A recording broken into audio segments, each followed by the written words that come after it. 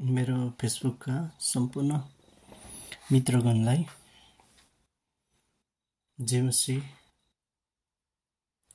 साथै न्यानो अभिवादन।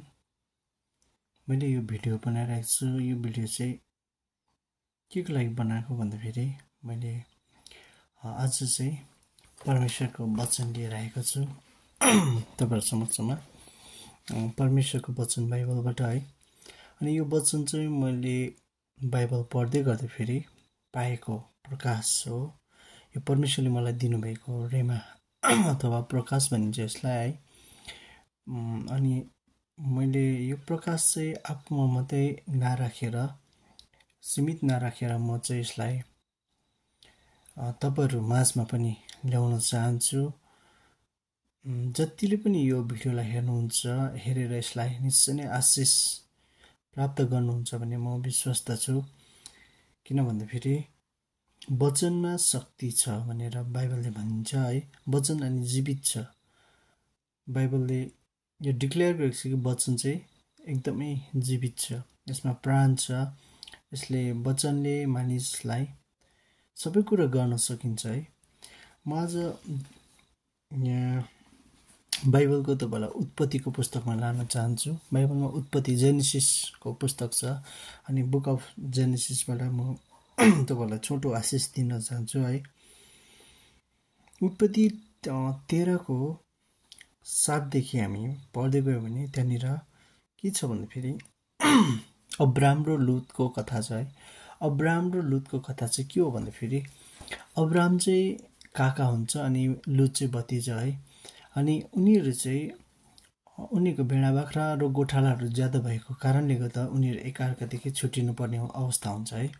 अनि अब्राम काका भएको हैसियतले अब्रामले भन्छ कि आफ्नो भतिजोलाई कि अब हामी छुटिनु पर्छ, अब हामी सँगै बस्नु हुँदैन, किनभने तिम्रो पनि भेडा बाख्रा ज्यादा छ, गोठालाहरू ज्यादा भएको कारणले गर्दा बाजो हुन्छ, गोठालाहरू माझमा बाजो हुन्छ र हामी छुटिनु पर्छ अब भनेर सल्लाह लिन्छ। अहिले हामी संसारिक दृष्टिकोणले हेर्छौं भने आज परिवारमा पनि धेरै व्यक्ति अथवा धेरै छोराछोरी छ भने परिवार मेलमिलाप हुँदा नै एकअर्कादेखि के हुन चाहन्छौँ, छुट्टिन चाहन्छौँ अनि आफ्नो आफ्नो व्यवसायमा लाग्न अथवा घरजाम गरेर बस्न चाहन्छौँ हामी हैन।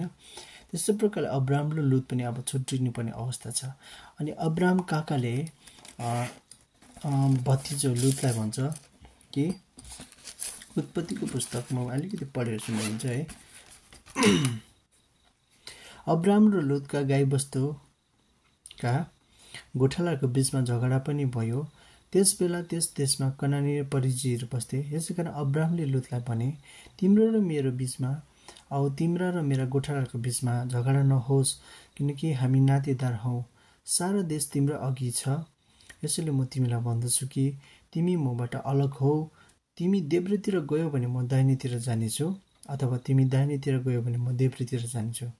अनि लुतले आँखा उठाएर हेरे र यर्दनको बेसी चाहिँ परमप्रभुको बगैँचा जस्तै चारैतिर प्रशस्त पानीले भिजेको थियो, अर्थात् सोहर तिरको मिश्र देश जस्तै देखे।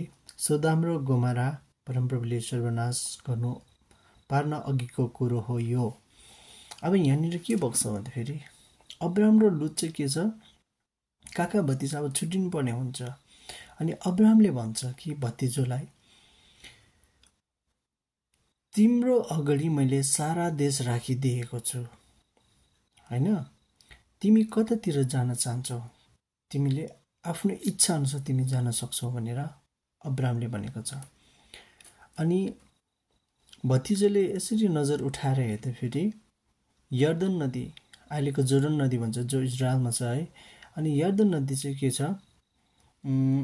यर्दन नदी उसले देख्छ हैन। यहाँनिर भनेको छ लुतले आफ्नो आँखा उठाएर हेरे र यर्दनको बेसी चाहिँ परमप्रभुको बगैँचा जस्तै प्रशस्त पानीले भिजेको थियो।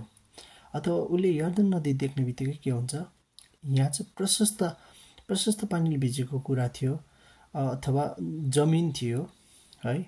अनि ऊ त्यहाँतिर जान चाहन्छ। अब हेर्नुहोस् है कति मजाको कुरा छ। एउटा सबैभन्दा पहिला अब्रामले के गरेको छ भन्दा नि आफू काका भएको हैसियतले हामी जस्तो भए अझ आफू काका भएको हैसियतले अथवा म चाहिँ भतिजालाई जे पनि गर्न सक्छु, तिमी यति लैजाऊ भनेर हामी बन्दा इच्छा गर्न सक्थ्यौँ। तर अब्रामले त्यसो गरेको छैन। अब्रामले भनेको छ, सारा जगत तिम्रो अगाडि राखिदिएको छु, तिमी कहाँ जान चाहन्छौ? फर्स्ट अफ अल अब्रामले भतिजोको इच्छालाई मारेको छैन, उसले भतिजोको इच्छा बुझ्न चाहेको छ। अब दोस्रो कुरा के आउँछ भन्दाखेरि लुतले फेरि के गरेको छ, आफ्नो नजर उठाएर हेरेको छ अनि उसले यर्दन नदीलाई के गरेको छ, देखेको छ। अब हेर्नुहोस्, मैले तपाईँलाई के आशिष बाल्न चाहँदैछु भन्दाखेरि लुतको छनौटको कुरा चाहिँ यहाँ लुत र अब्रामको छनौटको कुरा छ। अब हामी सांसारिक दृष्टिकोणले हेर्छौँ भने पानीमा प्रशस्तताको कुराहरू छ। पानी भन्ने बित्तिकै प्रशस्त कुरा हो नि त, होइन? जहाँ पानी हुन्छ त्यहाँ चाहिँ प्रशस्तै हुन्छ, जहाँ खडेरी हुन्छ त्यहाँ त मानिस बस्नु चाहँदैन। लुतले आफ्नो आँखाले हेर्छ कि यर्दन नदी देख्छ उसले, अनि उसले एउटा निर्णय लिन्छ, डिसिजन लिन्छ कि म यहाँ जान्छु भनेर। अनि लुत त्यति नै बेला के हुन्छ, त्यहाँबाट निस्किन्छ। मैले के भन्न चाहँदैछु भन्दाखेरि हेर्नुहोस् है, आज हामी लुत चाहिँ हामी धेरै व्यक्तिहरू अथवा विश्वासीहरू लुत चाहिँ हामी भौतिक कुरा हेरेर अथवा भौतिक दृष्टिले अथवा शारीरिक दृष्टिले हेरेर हामी के गर्छौँ, निर्णय लिन्छौँ। जसरी लुतले पनि यर्दन नदीलाई देख्यो, यहाँ प्रशस्त छ भनेर ऊ कहाँ गयो, यर्दन नदीतिर लागे। तर अब्रामको दृष्टिकोण चाहिँ कहाँ थियो भन्दाखेरि नि, लुतको दृष्टिकोण भौतिक कुरामा देखियो, अब्रामको दृष्टिकोण चाहिँ ईश्वरप्रति थियो। अनि हामी पछाडि पढ्दै गएर हेर्छौँ भने नि लुतले आफ्नो त्यो क्षणिक डिसिजन वान टाइम उसले सोच्यो कि यर्दनमा चाहिँ गयो भने मलाई प्रशस्त हुन्छ भन्ने सोचेको थियो। तर यर्दनमा जब उनी गए नि, त्यो ठाउँको मानिसहरू यति साह्रो दुष्टता थियो, अनि दुष्टता भएको कारणले गर्दा लुतले आफ्नो परिवार पनि गुमाउनु परेको छ। अथवा मैले भन्न चाहेको लुतको डिसिजनले उसले आफ्नो परिवार गुमाएको छ। आज हाम्रो विश्वासीहरू, आज हामी बाइबल पढ्नेहरू पनि आज हामी ईश्वरको कुरालाई खोज्दैनौँ, ईश्वरको भनाइलाई सुन्दैनौँ र आफै डिसिजन लिन्छौँ। जसरी लुतले त्यो यर्दन नदीमा प्रशस्त छ भनेर गएको थियो। आज हाम्रो विश्वासीको अगाडि पनि हेर्नुहोस् है, धेरै प्रशस्तताको कुराहरू देखिरहेको छ संसारमा। मेरो सक्सेस यहाँ पो छ कि होइन? म विशेष गरी युथहरूलाई भन्न चाहन्छु, यो दिनहरूमा हामी युथहरू अहिले यो दिनहरूमा प्रशस्तै मात्रामा फेसबुक र युट्युबको प्रशस्ततामा कुदिरहेका छौँ, होइन? फेसबुकबाट पैसा आउँछ, युट्युबबाट पैसा आउँछ भनेर। तर हेर्नुहोस् है, लुतले जसरी वान टाइम डिसिजन लिएको थियो, त्यति नै टाइम उसले ईश्वरलाई खोजेन नि जब म यर्दनमा जान चाह्यो। त्यस्तै प्रकारले आज पनि हामी पनि के गरिरहेका छौँ, मेरो प्रशस्तता यहाँ छ भनेर हामी कुदिरहेका छौँ। तर हाम्रो हेरिने प्रशस्तता एक दिन सुकेर जान्छ। हाम्रो सोर्सहरू एक दिन सुकेर जान्छ, हामीले देखेको सोर्सहरू। तर अब्राहमले जस्तै तपाईँले उपर हेर्नुभयो भने, तपाईँले माथि हेर्नुभयो भने नि तपाईँको सोर्स कहिले पनि सुक्दैन। किनभने सबै कुराको सोर्स चाहिँ परमेश्वर हुनुहुन्छ। अनि अब्राहमले त्यो टाइममा ईश्वरलाई हेरेको कारणले गर्दा आज पनि हामी बाइबलमा पढ्छौँ, अब्राहम इजाकका पिता परमेश्वर भनेर पढ्छौँ, अनि अब्राहमकै नाममा आशिष दिएको कुराहरू पढ्छौँ। तर लुतको कहीँ पनि हामीले लुतको नाममा आशिष दिएको पाउँदैनौँ। अनि यो दिनहरूमा यस्तै कुराहरू भइरहेको छ। हाम्रो हेराइ चाहिँ ईश्वरीय नभएर भौतिक कुराहरूमा, लोभको कुराहरूमा, लाजको कुराहरूमा, सर्टकट वे, पैसा कमाउने सबैभन्दा छोटो उपायहरू खोजिरहेको छौँ, होइन? यो सर्टकट वे जो हामी अप्नाउँछौँ नि, हाम्रो मानव जातिको आयु पनि घट्दै गइरहेको छ। हामीले यो विचार गर्नुपर्छ यो दिनहरूमा। किनभने ईश्वरले दिनुभएको आयु त 70 वर्ष है, अझै मेहनतले गर्दा थपिदिन्छु भन्ने कुराहरू छ है, बाइबलको कुराहरू छ। पहिला बाइबलमा कति व्यक्तिहरू लङ लास्टिङ जिएको थियो। तर अहिले दिनदिनै हाम्रो आयुहरू हेर्दै जानुहोस् त, यी दिनहरूमा हामी सर्टकटमा छौँ, मेहनत गर्न चाहँदैनौँ, हामी देखिने कुरामा विश्वास गर्छौँ, लोभमा फस्छौँ, लासमा फस्छौँ। अहिले त इभन पैसा कमाउने धेरै उपायहरू छ, आमा लट्री छ होइन, करोडपति कति अरबपति के भन्नेहरू छ, हाउसी छ। यस्तो कुराहरू चाहिँ यो तपाईँको सर्टकट हो। जसरी लुतले देखेको थियो नि यर्दन नदी, त्यस्तै हो। तपाईँले मार्नुहुन्छ होला, पाउनुहुन्छ होला होइन, तर त्यो पैसा नि क्षणिक हुन्छ। त्यो पैसाले गर्दा तपाईँको मेहनत छैन नि, तपाईँको शरीरबाट कसरत गरेर पसिना निस्किएको छैन नि। जब तपाईँको शरीरमा कसरत हुन्छ नि, तपाईँको माने डाइजेस्टिभ सिस्टम पनि राम्रो हुन्छ, तपाईँ हेल्दी पनि हुनुहुन्छ। तर कसरतै बिना तपाईँ सर्टकट वेमा लुतले जस्तै प्रशस्तता खोजेर जानुहुन्छ नि, तपाईँको परिवार पनि बिछोडेर जान्छ। जसरी लुतको वाइफ पनि के भएको छ, नुनको खाम्बो भएको छ, ज्वाइँहरू सबै मरेका छन्। अनि आफ्नो 2 छोरीहरूसँग सुवास गर्न समेत पुगेको छ लुत। किन भन्दाखेरि उसको वान टाइमको डिसिजनले, उनले त्यति नै बेला डिसिजन गरेको कारणले गर्दा। तर अब्रामले परमेश्वरलाई हेरेर उसले आफ्नो इच्छालाई लुतलाई जहर गर्नुको लागि अगाडि राखिदियो। आज हामी विश्वासीहरू पनि लुत चाहिँ कुदिरहेका छौँ भौतिक कुराहरूमा, लोभको कुराहरूमा, लालचको कुराहरूमा। तर हाम्रो मूल सोर्स चाहिँ कहाँ हो भन्ने बिर्सिरहेका छौँ। आज तपाईँले पाउनु हुँदै होला, संसारको थोकहरूबाट पाउनु हुँदै होला, तर मूल कुरा तपाईँले कहिले पनि नबिर्सिनुहोस् कि हाम्रो सोर्स चाहिँ कहाँ छ, परमेश्वर हो भनेर। त्यसैले भन्छ नि मत्ती 6:33 पहिले के भनेको छ, मेरो राज्य र धार्मिकताको खोजी गर होइन। त्यहाँनिर अलिकति हेर्छौँ भने, अगाडि हेर्छौँ भने त्यहाँनिर चराचुरुङ्गीलाई हेर भनेको छ है। फुलहरूको इक्जाम्पल दिनुभएको छ प्रभुले।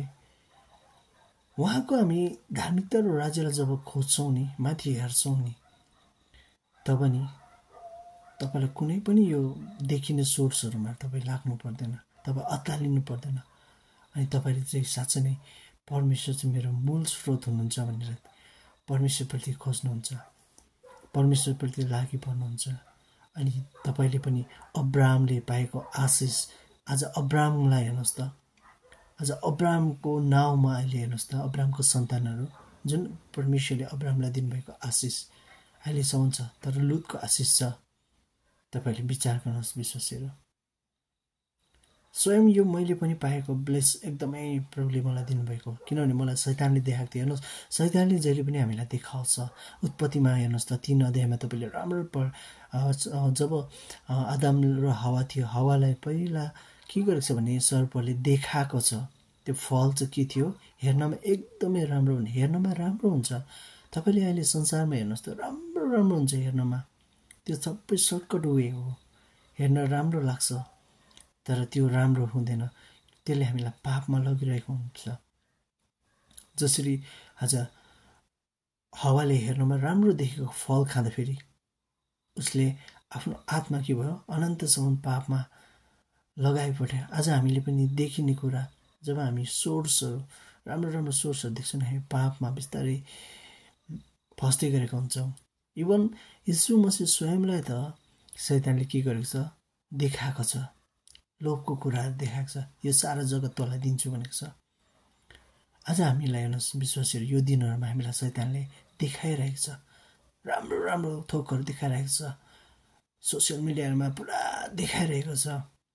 तर एक्चुअलमा त्यो राम्रो होइन, वास्तविकता होइन त्यो।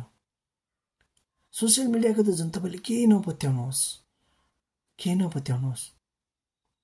सोसियल मिडियामा नि 1 हप्तासम्म नमिलेको, घरमा नमिलेको बुढाबुढी, झगडा पर्दै बसेको बुढाबुढी पनि ट्याप्पै फोटो खिचेर आउँछ, त्यो देखाउनुको लागि हो।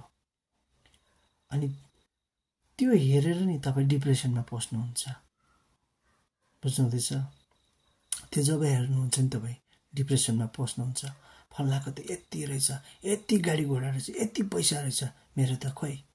त्यहाँदेखि तपाईँले बिस्तारै तुलना गर्नु थाल्नुहुन्छ हैन।